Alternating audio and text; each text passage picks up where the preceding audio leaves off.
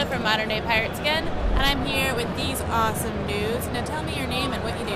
I'm Lee Catrone. I'm the co-founder and illustrator for Southpaw Studios. And who are you? I'm Mike Gallinari. I'm the co-founder and writer for Southpaw Studios. And tell me, you guys have some pretty rad comic books out right now. Tell me, well, first of all, I read one today called The Crush. Now, tell me about that. Who wants to go first? That actually goes back to Mike. Tell me about The Crush, because I just read it, and it was fantastic. Thanks. Honestly, what happened was in 2005, I saw Sin City, the movie, and I had never had any kind of experience with Frank Miller or anything like that, and I was really blown away with how upfront that kind of storytelling was. And I thought that's a really interesting way to tell a story and how to narrate a story. How about I'm going to try writing a story just like that. And I wanted to take the silliest thing I could and make that seem so important using that storytelling method. And so I picked a guy having a crush on a girl, which so we all look back and we all see how silly we were acted at crushes and things like that. But it seemed so dramatic at the time. And that's what I love about that way of storytelling. Yeah. It really amplifies that. I really liked it because I liked the fact that it was like noir, but about something so little like that. Yeah.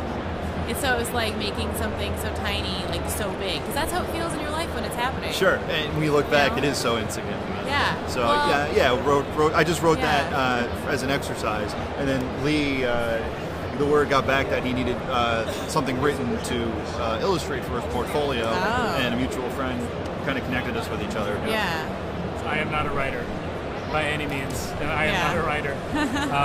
But it was absolutely loved the story, and I thought it was just the best possible start that I could get to my. I don't know if I'm looking here or at you, but I'm looking at the camera.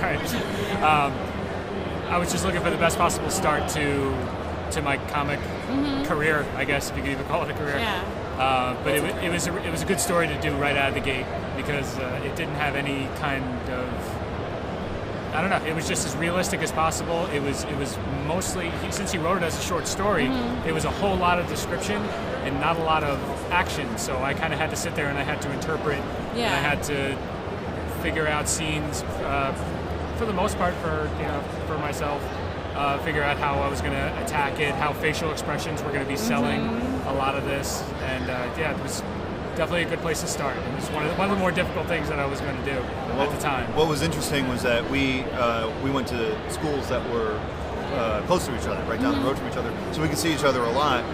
But when production on The Crush as a comic really started, we had moved separately.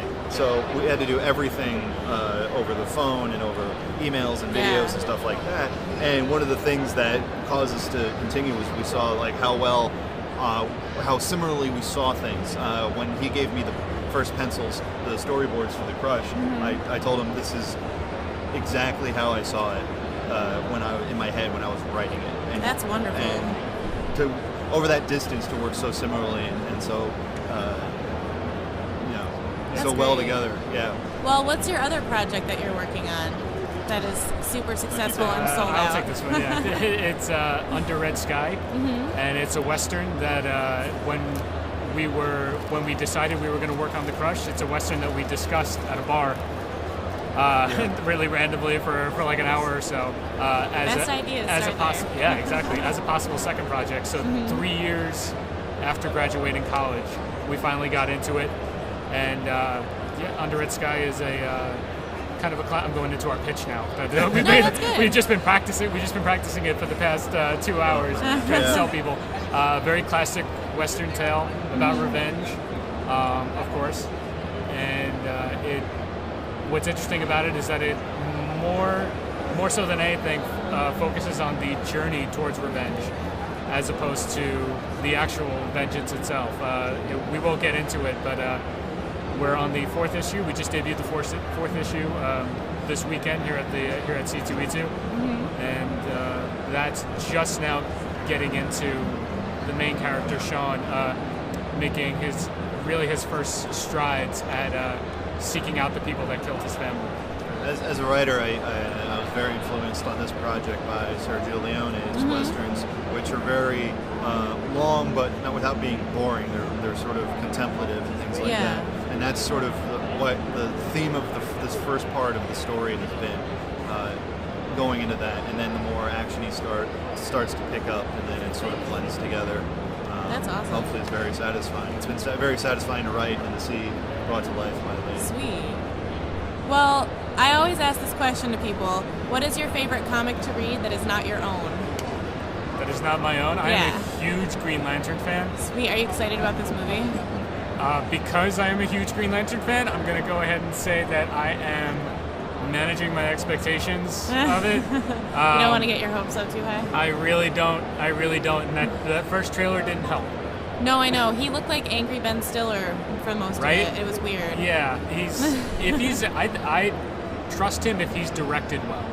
Yeah. I think if he's they- a really good actor. He is. Surprisingly, after being in like weird teen movies. Absolutely, yeah. And I think if they have a director that understands the character more and directs him towards that, I think he can be a fantastic Hal Jordan. Sweet. If they tell him, do that goofy thing that you did in your other movies, then we're gonna have issues. I think it was just a bad trailer. I don't think it's necessarily a bad movie. At least that's what I'm telling myself. That's hopeful. What's your favorite comic that is not your own? I've got an indie one and I got a mainstream. Okay. Indie, there was a series that finished probably about a year ago called Lie Down Low. It was by a Chicago artist named Jim Terry, who couldn't make it this weekend, unfortunately. He's now collaborating with some other local guys, but that was his 6-part film noir sweet.